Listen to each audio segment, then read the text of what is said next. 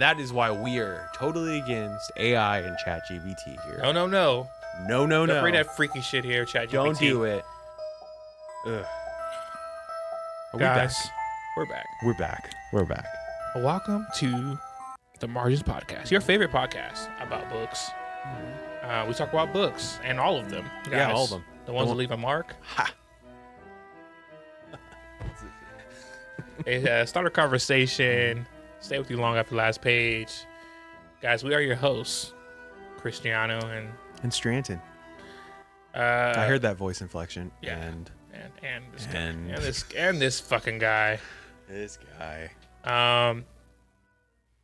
Obviously, this is our second go around with the Harry Potter series. Yeah. We already told you guys in the first one why it's personal to us, so we don't gotta go crazy on that. Just know this shit got your boy into reading. I was already into reading, obviously, because the Trumpet and Swan, E.B. White, shout out to you. Yeah. But this solidified me as a reader. Yeah, this was like Easy AR points. He was like Percy in his room at all times. Yeah, this time, guys, obviously the first one we covered the book itself. This week we're giving it to you straight. Yeah. We did the audiobook. We did the full cast audiobook that dropped on December 16th with all of these new voices and sounds and themes. And it all had that. like the new cast from the TV show in it. Yeah, right? it was a mix. It was a mix of both. Yeah, okay. So there's some of the new cast. I think the main three, Yeah. the top three, They did a great job. they did an amazing job. They did a great job. Yeah. Ron, Yeah, that's actually very much the standout. yes. I very much enjoyed Ron. Yeah, absolutely. Yeah. But before that, I'm going to get into the between the wines. gotta get between the wines. Got to get between they wines. What do we have? Today, guys, we have a bottle from Vinovore, which is actually a local wine shop. They are a woman-owned wine shop, and they are based in Eagle Rock, off of York Boulevard. Check them out for wine, guys. And this is one of their own? this is one of theirs. I saw it said It's Vinovore. called Supermoon Red. Nice. And as you guys can see, there's a nice snake on there. I'm a snake. Yeah. I'm a slithery snake. So I think that covers why we chose. Do you know that video? I don't. Okay. I figured. I saw the face. We'll add it here. Snake video. All right. So,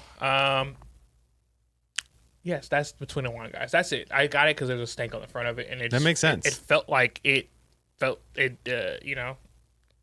all the things. No explanation needed. It did all the things. Don't feel like you need to over-explain. For the people who have not that's read okay. Yeah. Harry Potter Chamber of Secrets. Spoiler. There's a big ass snake. There's a big fucking snake. There's a huge snake. Okay. All right. Micro synopsis. Guys, Harry returns to Hogwarts for his second year and begins hearing a voice no one else can hear. Creepy. I wonder why. A message appears warning that the Chamber of Secrets has been opened. Students are attacked and left petrified. Literally. Yeah. Fear takes over the school, and suspicion lands on none other than Ya boy, the chosen one, Harry. Harry and his friends follow the clues hidden inside the castle. We're, like I said, full cast. It was a super interesting ride. You guys know Harry Potter. For those that haven't read it or enjoyed the films, we're gonna do our best throughout to not do spoilers. But bro, 20 years fucking after. 20 years after. I think bro. my sister, I think Shay was the last one to not read all the books. Last one in the world. Yeah, my niece just finished reading them, but she's also 9. Yeah, she did, yeah. So yeah. Y'all had your time. Had your time, man. So yeah, do we need to do any type of homie breakdown on this? I would hope not, guys. Revert back to our social media. We did a homie breakdown on there. Yeah, exactly. Thank you. The fastest homie breakdown you can get. Harry Potter is a guy with glasses. He has a scar on his fucking head. Yeah. He gets almost killed. He doesn't die, and he has to fight this guy through all his years in school. Yeah. This is the second and one. over. It's always the dark arts teacher. It's always the dark arts teacher. The dark arts teacher, you'd be suspicious every year. Yeah. Be suspicious. Yeah, be super suspicious. All right, guys. Cool. Okay. We got the 5-part questions now. Yeah. You want to do them? You want to start now, or you want to Yeah. do a deep dive first? No, deep dive's always after, my guy. Whatever. I'm just, hey, I don't know if you want That's what I to was shake saying. it up. No. Like Taylor Swift's or Mariah Carey. That was Shake It Off. Shake It Off. Was Shake It Off is Mariah Carey and no. Taylor Swift is Shake It Off. it's Mariah Carey too. Yeah, you're right. Got it. Yeah, it's Mariah Carey too. Shake it. Yeah, Okay. you're right. I started off because I said Shake It Up. I fucked it up. That Yeah. was me. That was my bad. Oh, I knew. My bad. I think you're thinking of the. To two Was fucking it is that a DCOM movie? Was Shake It? Shake It Up. Yeah. Shake It Up. Yeah. I think so. It has to be like a Disney. Is that the Corbin Blue? Yeah, Shake It Up. I think it's a Disney movie. I think. The comments will check us. Yeah.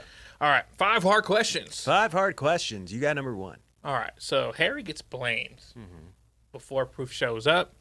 When have you been treated like the problem because you were the easiest person to blame? If that's ever happened to you. That's tough.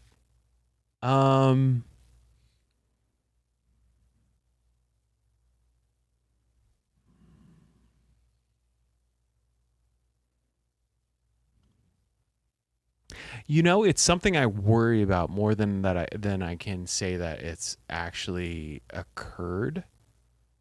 I've told the only thing that I can think of. I don't want to.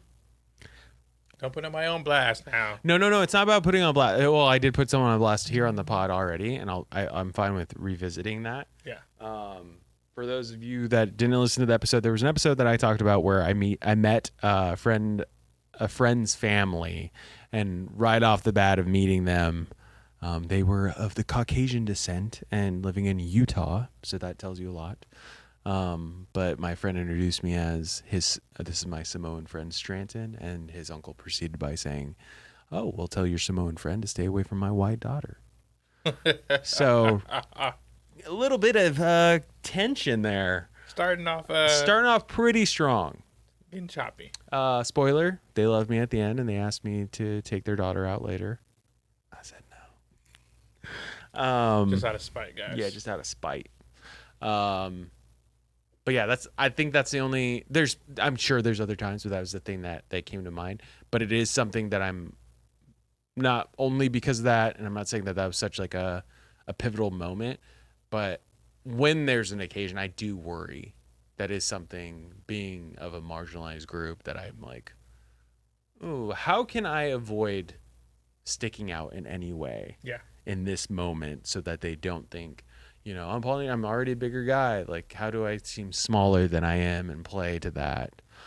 They're very specific. How do I use my tonality and mirror these people so that they don't feel uncomfortable? Right, you got to make them feel comfortable. Yeah. So that's what comes to mind for me. What about you? Mine is less tragic, stressful.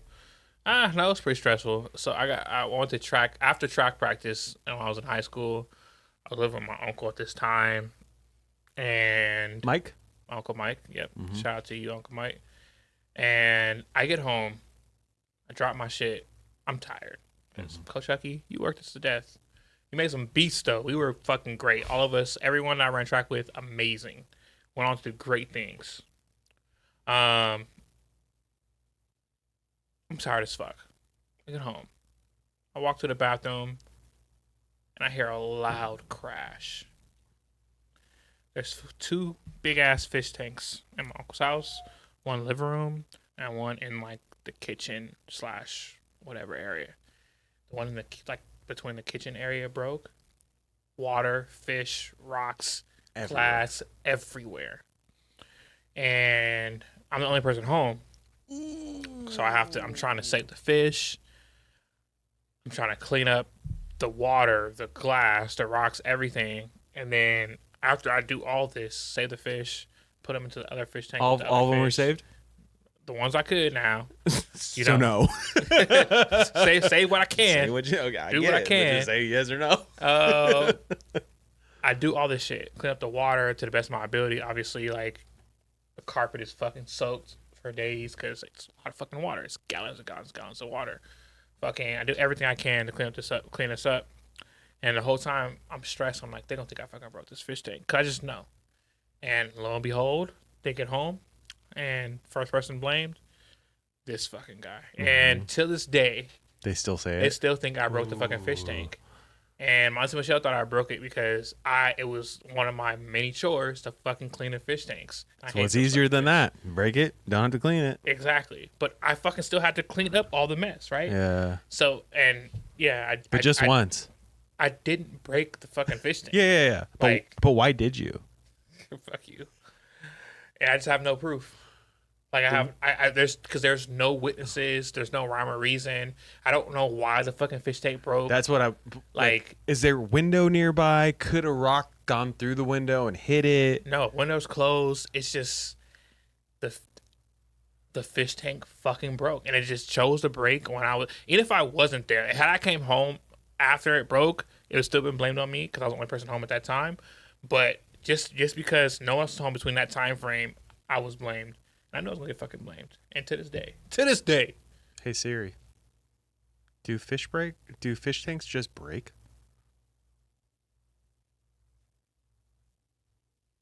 Fish tanks do not break on their own and must have external Siri, force. don't fucking gaslight me. Siri, don't fucking gaslight me. It wasn't a bit, guys. I mean, it was a bit, but it wasn't a planned one. Yeah, but so Siri. my hypothesis. Yeah, let's hear that. Was that there's like a bunch of different like rocks and shit in there Uh-huh. that one of them slid and hit the window. Don't know why they chose that moment. I don't know. Yeah. Anyways, I don't fucking know. Just the fish tank broke. Oh, do you think it was like off, like the rock was unbalanced? Exactly. And then fine. Do you think it got unbalanced when you were cleaning the tank? So technically it was still your fault? Fuck no. Look, man, the fish tank broke. I had just got home from a long day of school and practice because 6 period athletics, guys, and then practice after 6 period athletics. Mm-hmm. Shit. I believe you. Yeah, fuck you. Yeah, I believe you. That's the time. Next question, because fuck everybody. Next question.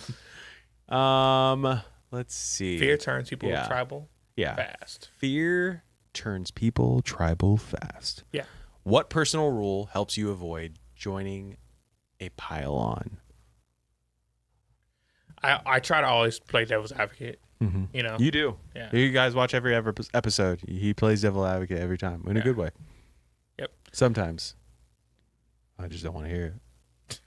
It's fair. But it's there has to be one. Needed. Yeah, there has to be one. What about you?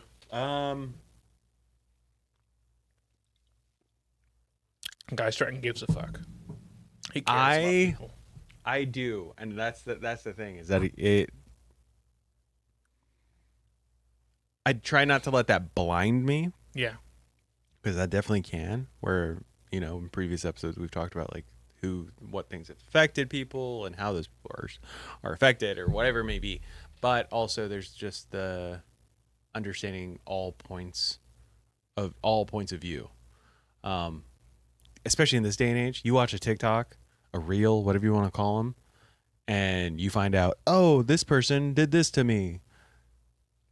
This altercation happened, and then you get footage of a different angle, and you're like, oh, you caused that. Right, that was totally your fault. That was on you. Yeah. Yeah, so what I do is just try to wait till not wait, but at least figure out what all points of view are, the ones that are possible. Yeah. I don't know, guys. I don't have the answer on that one. I don't have like a set thing except for hear everyone out, Yeah, that's good. And that works. Yeah. Next. Inlay book. Lockhart performs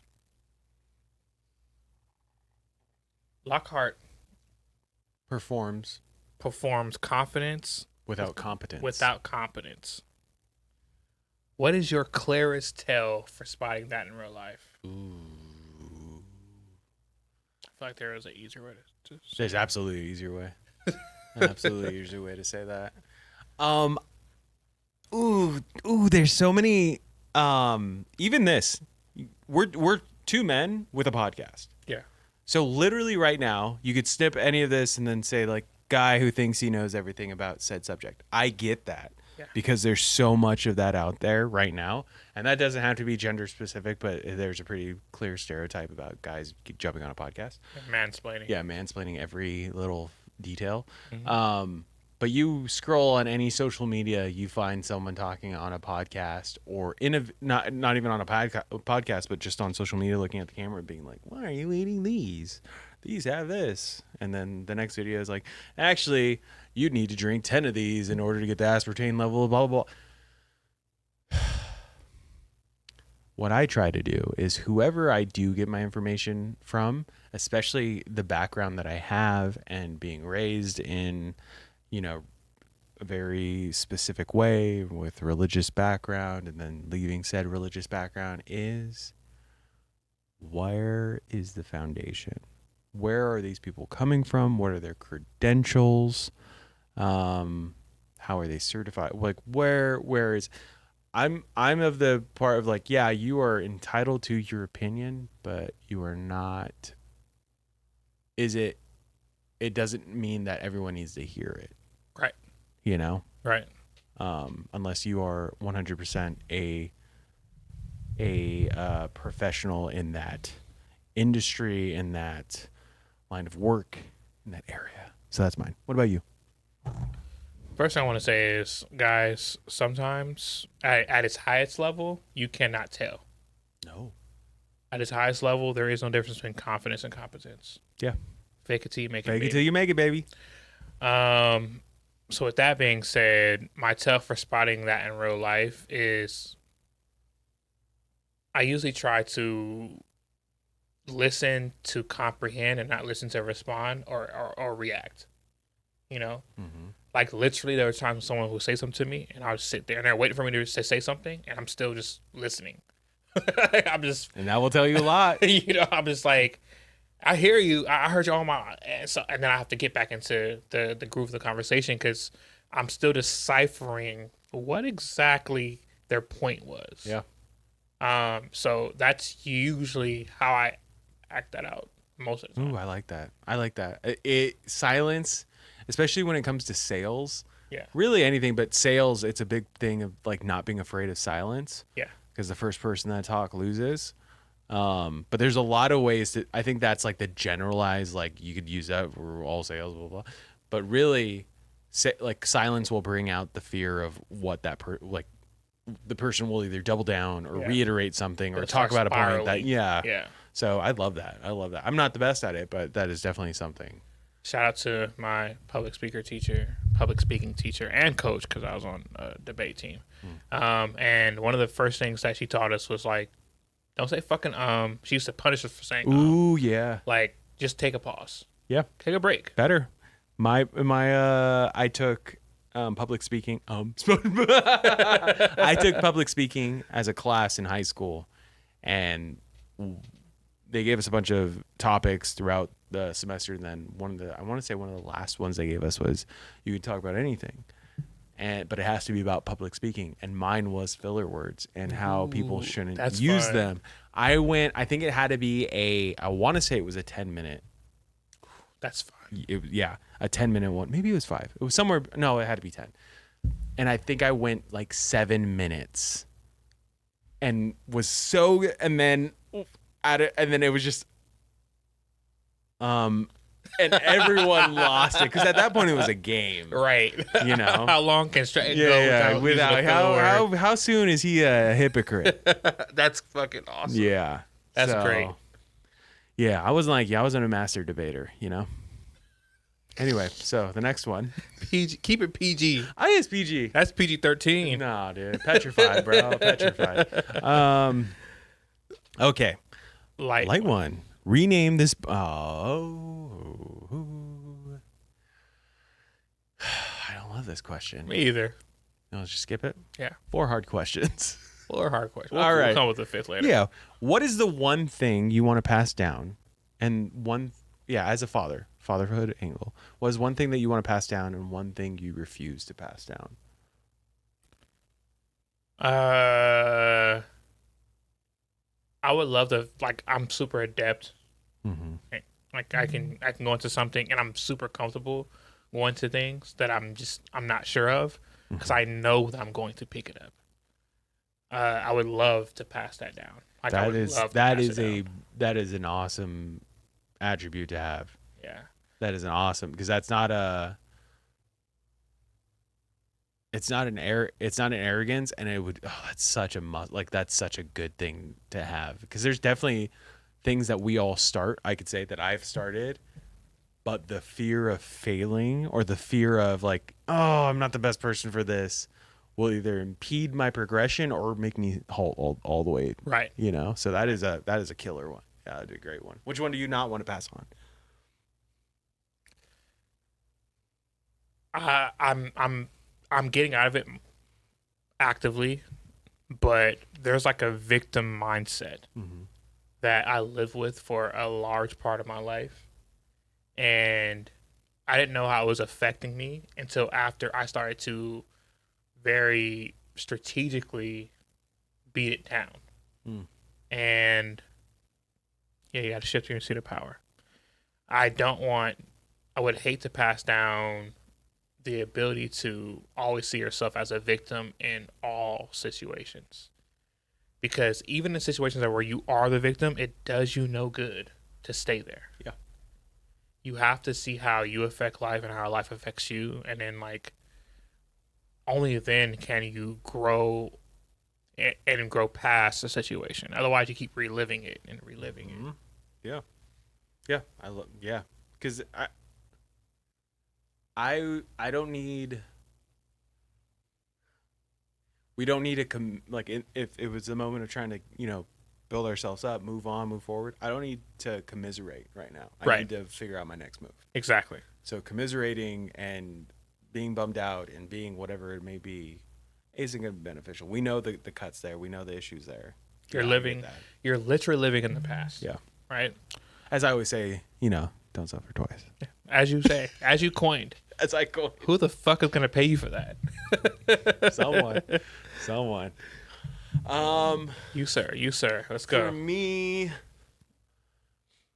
family values, definitely. That's day I can one. see that. That's something that you and I have always seen eye to eye about, is family first, family about everything. So from where I came from, a lot of things that my parents, my siblings have instilled in me, I want to be able to pass on. I remember growing up thinking my extended family, we don't have to go into all of that, but even to the point of my extended family where I thought, man, we're like this is the golden age. Like this is it. Of course, years pass, you find out some stuff. Not everything's great. But my immediate family, again, not perfect, but perfect for me. Yeah. And always home base. So that's definitely something that I want Max to feel, and then not pass on.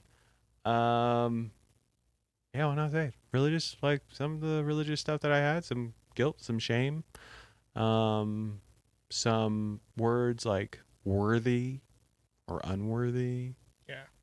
I like doesn't need to be part of his vocabulary, There's almost no need for shame. Mm-hmm. Like, there's a lot of other things that keep you humble. Yeah. Oh, there's plenty. There's a lot of things that will humble you. Shame is kind of like self-harm in a way. It's what we were just talking about. Like, why? Like, shame is just you're dwelling. You're dwelling on that one feeling, on that one occurrence. You're not growing in anything. You're just being reminded of, either by yourself or by others, of a fault. And at what point does that benefit you? Right. Yeah. There's the whole, you can acknowledge that moment, but it doesn't mean you need to dwell in it. So that is something that we've talked about before, where I care way more about you growing and progressing than you succeeding. Right. Or winning, or whatever it may be, you know? So, yeah, that's mine. I want to throw you a bone here, because last episode you threw me a bone. Another good one for you. Like, not sure exactly what the phrase is, but trailblazing or independent thought. Like the ability to have been given one set of tools and to say, oh, actually, I want to work with this other set of tools. Yeah. I don't think that people understand how difficult that is. It's one thing to grow up with, like, the world is your playground. No one's really telling you what the fuck to do. But to have grown up and someone molded you, not just someone, the world molded you. Yeah. To go this way. You're like, actually, there's this whole other fucking way to live. Let me try this out and see if it's for me or not. If it's not, no problem. Like, that is very bold. Very bold. And a lot of people would never, for various reasons. They just couldn't ever see themselves doing that. It definitely bums me out. Also makes me very proud, but also it's like I want to throw as many lifelines out as possible. But I've had so many friends reach out to me, and it's always been a half step after I made the move out here or decided on acting or whatever it may be, where they're like, hey, I've actually always thought about acting, or I've always thought about writing, or I've always thought about stand up, or whatever it may be, their creative goal. What would you say, like, and everyone wants the same thing, like, what do you think my chances are? What is the point of success There could be a whole podcast on this, but the funny thing about life is that people will always work in different capacities, but they will wait to follow their dreams so they see someone else following their dreams, which is insane. But like, I get it. Like, I get it. It feels unsafe there. Yeah. Right. I'm talking about friends that are, no joke, very like seasoned professionals, without naming it obviously, but like that are lawyers, that are in C-suites for huge companies. Yeah. And I'm just like, dude, you dedicated Yeah. years and years to this, and you're telling me that your dream was. But it's since everyone has, remember The Mask, the poem I told you about? Oh, absolutely. Yeah. Like, everyone has like these two lives they're living. You have the external life where you're living. It's a mixture of living for other people plus yourself. And you have the internal life, which is living for yourself. There's a small amount of people who are actually out there living for themselves. And all the rest of us there's a bit of envy. There's a little bit of intrigue. There's joy. Like, I get excited hearing about what you're doing. Like, you go on a new fucking, test or read, table read, or whatever the case may be. It excites me. I'm like, oh, that's great. And I'm living vicariously through you, though, right? And it's very human. It's very human. Yeah. You're allowing people to tap into a very human emotion of experiencing things through you and wishing that they themselves can do it, but it's difficult. Hey, I'm pretty sure you're that dude from that music video I watched earlier. No. In the back of the group. Oh, yeah. Dorian? Oh, yeah, it's Yeah, true. you were. That's fucking true. I was showing Nick his music videos. Oh, okay, yeah. We were digging on them yesterday. Yeah. Yeah. And I was like, wait, that's Cristiano. I was there. You're part of the tribe. I'm part of the tribe. If he, he makes it, I make it. If I make it, he makes it. Mm-hmm. And so forth. That's the way it goes. So if we had to come up with a fifth question,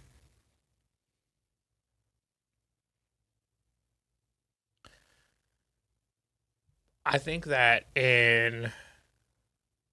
starting in Chamber of Secrets, there's a line in the sand that starts to be drawn. Mm-hmm.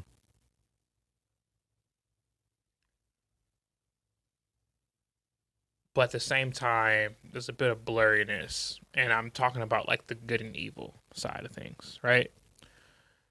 And Chamber of Secrets is the first book in which they really emphatically try to push Slytherin's side into the bad side. Dark. And then Gryffindor and the other houses onto the good side. Mm-hmm. But Harry was originally sorted into Slytherin. This was a big talking point on that, yeah. Even go back to what we just spoke about, the inner you and then the outer you, right? I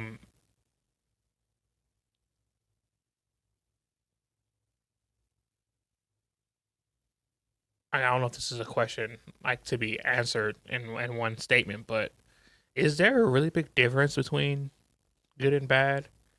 Because is there a big difference between good and bad, or is it just your perspective? I think perspective has almost everything to do with it. There's so many times we talked about, what was the book that we just got done reading, and we were like, oh, if this story was told from their perspective. Oh, what was that? It wasn't Run for the Hills. No. It wasn't Run for the Hills.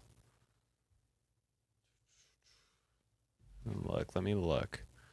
What was it? I feel like on many books that's kind of the case. Let me see.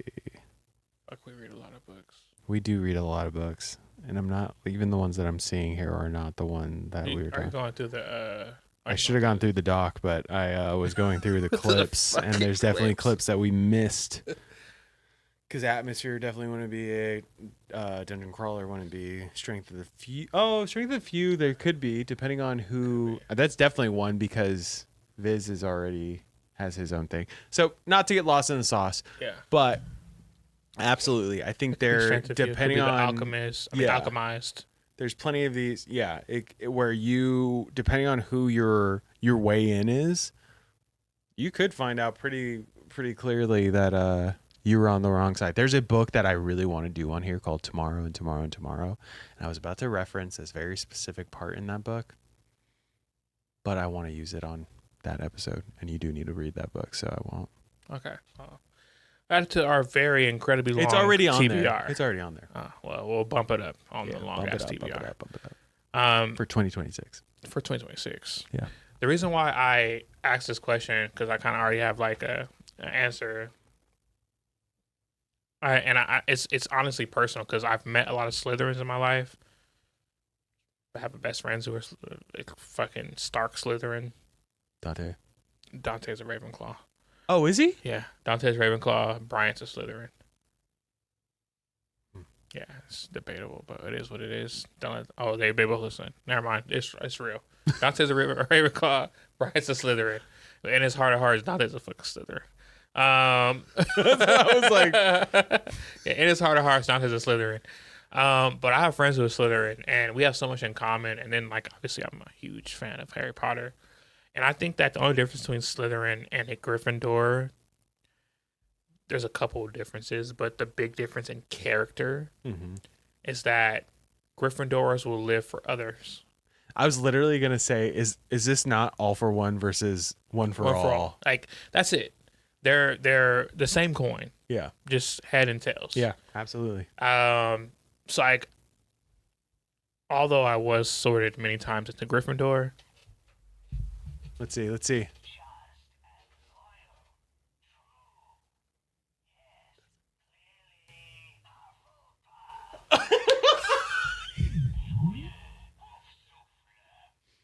You piece of shit. I was like, you're naming all of these. Shit. That's Hufflepuff. So that was 2 Hufflepuffs in a row. Cause Rachel's in a Hufflepuff. Because Stratton fucking pushed it. Yeah, I got Hufflepuff too. Yeah. This thing, I thought it did a cycle, but it doesn't. He does whatever the fuck he wants. Yeah. Guys, I was sorting to Gryffindor. Me too. And my fucking wand. No, not my wand. I do have. Your Patronus. My Patronus is a horse. Mm. Also, my Chinese New Year horse as well. Anyways. Oh, that's funny. Back to the. Oh yeah, because that's what Rachel's is too. Obviously, yeah. Back to the point. There is a thin line between Gryffindor and Slytherin, and I think that everyone who's Gryffindor has the potential to be sorted into Slytherin. Everyone, except for the Weasleys, they're Gryffindor no matter what. It's interesting though because every Slytherin. There's not a lot of Slytherins that get put into a great light. I think that Snape might be the one and only. But he also very easily could be a Gryffindor. Yeah, absolutely. Very easily could be a Gryffindor. If he was, or even a Ravenclaw, because he's fucking brilliant. Yeah. If he was not, if his life wasn't the way it was, being how he was raised. Life happened in a way that made him Slytherin. Yeah. Same thing with Tom Riddle, right? Lord Voldemort. Life happened in a way that made him Slytherin. Yeah. Malfoy. Right? He was brought up in a way to where he felt like he had no option. Yeah. Than to be Slytherin. Interesting. Mine's a snake, by the way. My Chinese New Year. Really? Yeah. This guy's actually Slytherin, guys. There was a I This can't. It guy's wasn't. Slytherin. It wasn't. He's actually It fucking wasn't. Slytherin. It wasn't Pottermore, but there was a test that came out a couple years ago that was like, it would give you a duality thing, not like astrology where it's like you're raising or you're rising and your moon and everything, but Yeah. it did say like, oh, you are this, but you have a heart of this, and mine was you are a Gryffindor, which I am a Gryffindor. Yeah. But it said that I was my heart was Slytherin. Dead I was on. like, no, dead no. on. So, Dead yeah, on. I see what you mean. And you follow becoming an actor. We just spoke about this just previously. It's the difference between your outer and inner self. Yeah. There's a duality there. Interesting. All right, 5 hard questions. Down. Done. All right. Let's We'll get into that deeper dive. let's run through the deep dive discussion. Yes. Guys, what you guys come for? 5 hard questions, deep dive discussion. Mm-hmm. As you guys know, because you guys are Potterheads, if you're here, potheads, as we like to call them. This is gonna be, I guess, this first part is more based on like the new audiobook with the full cast, the new cast, which is weird for me because I don't give a fuck about the new show that's coming out. No, he's a big hater. Big hater. Really showing his Slytherin at that point. But I will say, the full cast format did something for me, for like the character perceptions, just the characters in general. What it did ultimately was it made me realize that I'm a purist and I enjoy the first one so much that my favorites reminded me of the original. Yeah. So Ron, Harry, Hermione, absolute Hagrid, fuck, they all bring back Yeah. the old Hagrid especially. Hagrid was pretty especially. spot on. Where I was Hagrid like, was spot on. Even his auntie Petunia. oh, yeah, Petunia, yeah.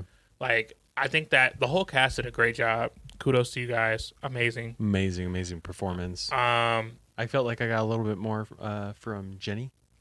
Definitely, because she was. I ain't gonna put her on blast like that. But we all know. We all know.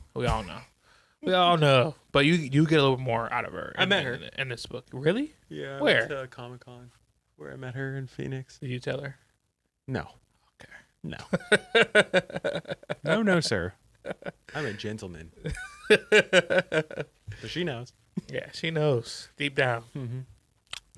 I know she knows. But I do think, just to go back to what she said earlier, I think that this particular audiobook gives a different layer than the original audiobook, watching the movie, reading the book. Because it's a little bit more immersive. You can like hear sounds, right? So you're in a Quidditch match, you're hearing, the Quidditch match happen, versus it being in your mind when you're reading or watching the movie. And it gives more information, right? So this is the in-between between the movie and the book, where it gives you a lot of information like the book. It doesn't leave out so much like the movie. We talk about like how fashion, we'll talk about, but we know how fashion comes in and out.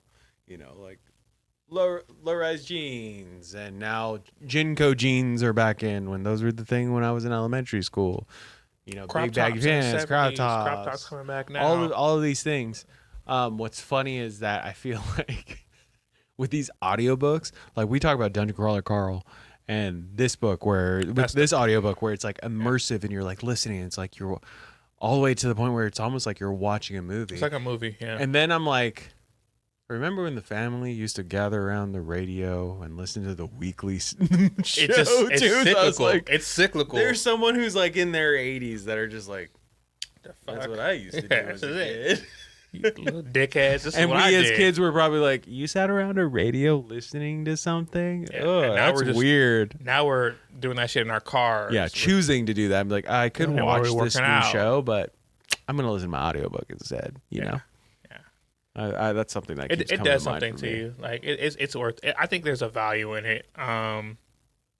Especially if you like have children or you have a busy Oh, yeah. schedule. Like, Both of us, yeah, whether it's kiddos or work and you're able to have that on while working away, yeah, that's been a huge thing for me. absolutely.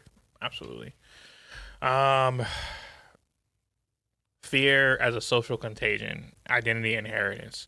I don't get to inheritance because Harry inherited richness and Weasley's inherited poorness, but deep family ties. So I won't get into that. But the fear of social contagion thing, I think what I liked about, not what I liked, what's intriguing about Harry Potter's universe and what's intriguing about the real world is that we suffer from the same sickness of fear. The Muggles, the Wizards, not only is it like a lack of understanding of each other, it's a lack of, or it's an abundance of fear. For Wizards, it's their way of life. Um, and they even bring it up in this book as well. Like they were prosecuted, right? Witches were burned or whatever. Like they were prosecuted, and to keep their way of life, to keep the Wizarding world secret, right? For Muggles or for humans, it's the lack of power in front of magic, right? So the Dursleys, what they don't like about Harry is the lack of power that they have in front of him. They can't treat him how they think he should be treated. This is a deeper fan theory, kind of whatever. But Petunia actually kind of loves Harry, hence why he's still there. Otherwise, be somewhere else. But her hate for him stems from her hate from her sister, which comes from her sister being the talented one, and her being the normal one. To this day, I will never forgive the movies for cutting those deleted scenes. Yeah. Of her talking about how she was like, "You're not the only one who lost someone that day." Yeah. That was a heart-wrenching one. Because she loved her sister. Yeah. Like, that's her sister. Mm-hmm. Yeah. And then Dudley, that is still like one of my favorite scenes. And I'm like, why wasn't that in the movie? I talk about this all the time. I spoke about it earlier. They clipped Dudley's character so much to where he's very one-dimensional. But Dudley was the first blood relative of Harry to come around to actually like being family. Big D. Big D. Yeah. That's before Sirius Black. He's not a blood relative, but that's before Sirius. Yeah. Right? So Dudley was the first one that actually started to, in any way, shape, or fashion, treat him more like a family member than a fucking stranger. Right? Yeah. So the family dynamic in Harry Potter is very interesting. And hilarious. They use it like, although it's fucked up, ironically, it's always, I don't know if JK did it on purpose, but it's always written as funny. Because sometimes things hurt so much that you just have to write it comical, right? Like, imagine that not being comical, it would be a very dark. All those scenes with the Dursleys would be extremely dark. Oh yeah. If they weren't comical. Yeah, absolutely. So there's that. Also, there's another thing in book 2, which it's not in the outline, but servitude, bro. There's slavery in Harry Potter. The fucking elves, and we won't get into it today, but it's a big deal in the books. Hermione, she's against that shit. She fights for the elves, but not so much in this one, right? No. The badges aren't there yet. The pins and the badges, yeah. So, but the introduction to the elves and everything, I think they do a much, I'm not gonna say better, but like if you just compare the movies to the books, like they do a better job making you give a fuck. Yeah. About the elves. Like you actually care about the plight of everyone because they do a great job at outlining why you should care. Yeah. You know. With that being said, before we get into the spoilers really quickly, I just want to go over a couple big differences. I don't know how many spoilers we're even going to have, guys. Again, it's been out for a long fucking time. Guess what? And I know, this isn't going to be groundbreaking for all of y'all. And this is maybe my subconscious needs to just chill, but the audiobook, apart from all the cool features and the cool aspect of hearing and having all the sounds and everything, it's the same story, guys. It's the fucking same. It's the same story. What we're about to cover is some differences. You hear some wind going by. Like the immersive part is the only thing that's different. Yeah. But apart from that, it's the same story. Yeah. So it's the same story that you should have watched years ago. You should have read before even that. Years ago. So just to preface it with that. So let's go ahead and get into this segment. All right, so you guys are gonna love this. All my Potterheads. Difference between the book and the movie. This is gonna be specifically for book 2. Rapid fire. Rapid fire. We'll go as fast as we can. Yeah. So I think that there is a much bigger preference on Harry's birthday in all of the books, but specifically we're talking about book 2. In book 2, there's a bigger preference on it being his birthday in the beginning than in the movie. There's almost no mention in the movie. Yes, at yes, all. yes. Right? In the movie, it starts off and he's not getting letters. He's in his room.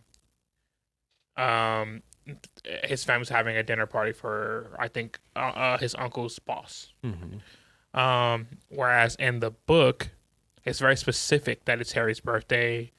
He actually gets punished by Aunt Petunia for scaring Dudley in the book, and she makes him like wash the car and a bunch of other chores. And Dudley is the only person that remembered it was his birthday. No one else remembered it was Harry Potter's birthday. He teased him for it, but he still, at the root of that, knew. Yes. And there's no acknowledgement in the first book. No. No one gives a fuck. No. It was just him singing happy birthday to himself. And Hagrid later says In happy the birthday, dirt. Harry. Yeah. But in this book, Dudley acknowledges that he knows, which is something, guys. Especially in a family of hate. It's something. Diabolical.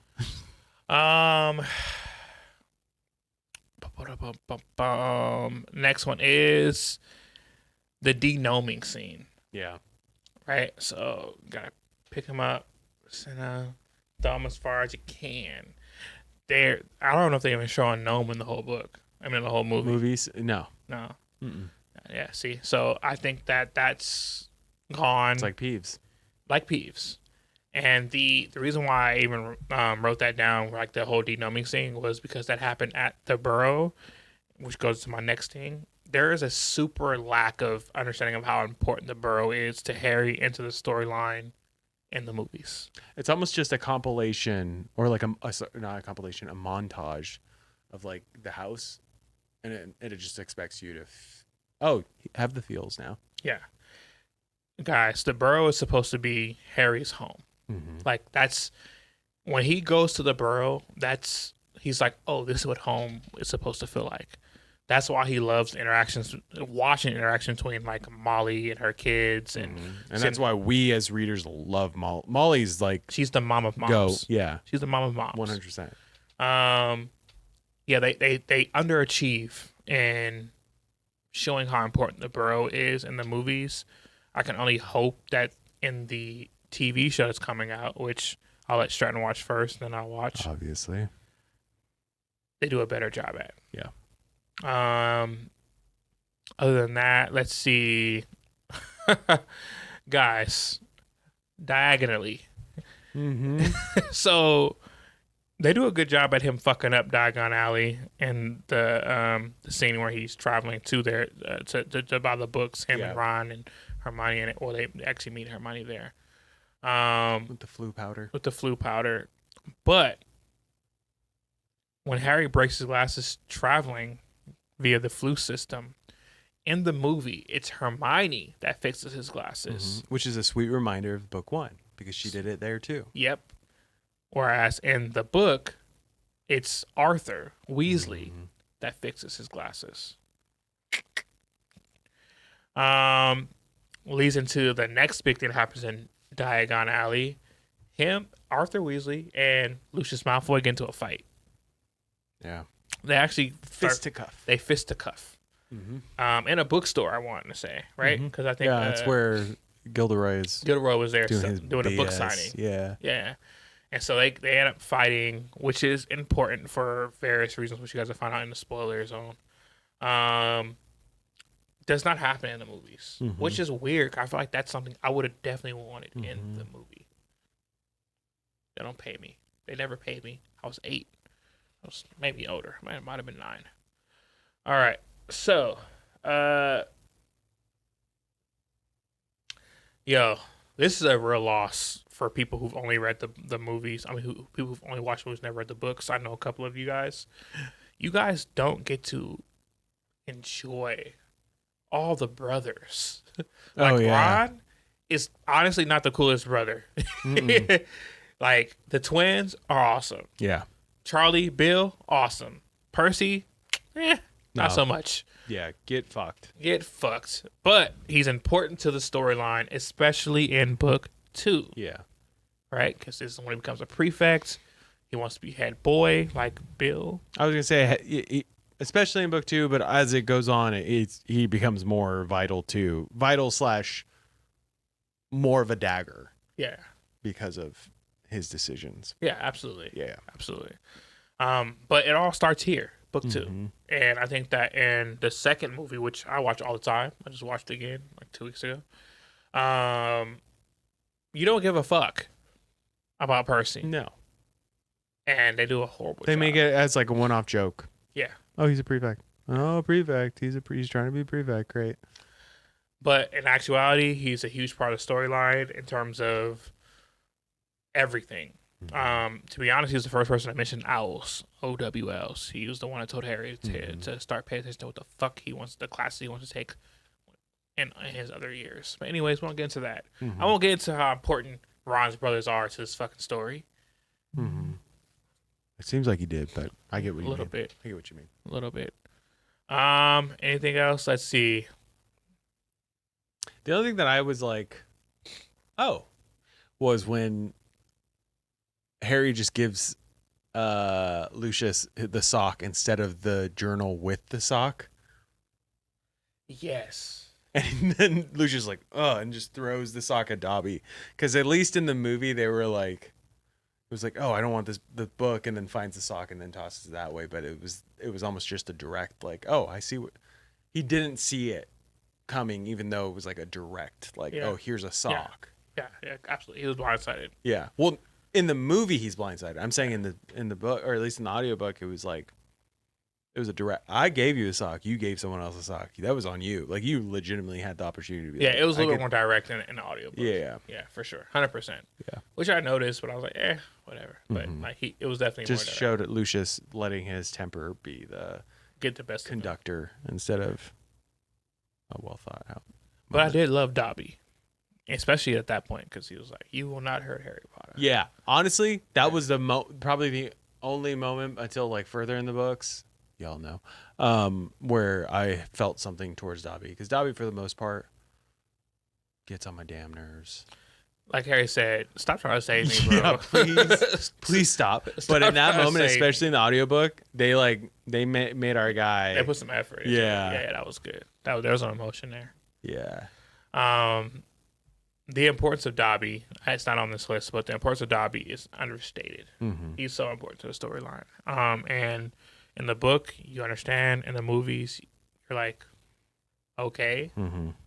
I think they undersell that as well. Most I think is because Dobby's not a beautiful character. I think that's why they literally didn't put him in the movie more. Yeah. Which also, for example, when Harry breaks his arm with the rogue bludger, Dobby's in that scene before Dumbledore and McGonagall walk in. They cut him out in the movie. Now, I can go on and on. There's a lot of these guys. There's a lot. Yeah. I guess the last one I really want to hit on is that Hermione in the movie. Hermione asks Professor McGonagall about the Chamber of Secrets, and everyone's in the class paying attention, even Malfoy. In real life, in the book, in real life, he said.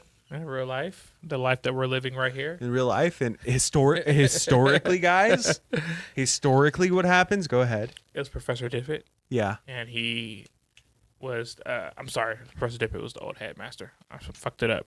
It was the ghost professor, whose name is Professor Binns. And Binns was a ghost. He was not Professor McGonagall. Oh yeah. And he did not want to tell them about the Chamber of Secrets. By the way, he was actually pissed because he was their history teacher. History of magic, sorry. Yeah. So that's what we got for you. Some of the differences between the book, the audiobook, and the movie, all in one. Again, I don't think the spoiler zone is necessary. Harry doesn't die. Harry doesn't die. Voldemort doesn't die for real. Ginny's technically the villain. because of Lucius Malfoy. That's what we'll give you. That's what we'll give you. And Percy was in his room a lot because of a girl. He had a girlfriend. Yeah. Who got petrified too. Yeah. She got petrified. Wait, she did not. She was from Ravenclaw. She got petrified. Did she? She did. I promise you. Oh. I thought it was an innuendo. His girlfriend was Ravenclaw. So Ravenclaw got petrified. Gryffindor got petrified. And was Colin Creevey a Hufflepuff? If so, all three houses got petrified except for Slytherin. Also, Colin Creevey, shout out to you, bro. You were such a big figure in the book just because you're annoying as fuck. In the movie, You're annoying there too. Kind of, but you didn't show up as much. No. But you're annoying enough. Yep. All right, guys. Harry Potter, guys, it's... Oh. Happy holidays. Happy holidays. Happy holidays. As you guys watch this this, is literally dropping on, for those that celebrate Christmas, it's going to be Christmas Day. happy fucking Christmas. Happy Christmas. Happy Christmas, Harry.